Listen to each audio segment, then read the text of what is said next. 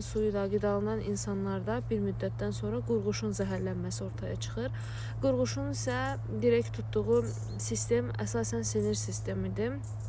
Və bu sinir sisteminin tutması nəticəsində, sinir sisteminə daxil olan beyni də tutması nəticəsində insanlarda vəhşicəsinə davranış pozğunluqları ortaya çıxırmış və onlar bir-birlərinə tribünalarda hər cür əməl törədirlər bir-birlərinə qarşı və insanlar da, bunları izləyən insanlar da yenə həmin suylarla qidalandığı üçün vəhşicəsinə də bu görüntülərə balet edirmişlər.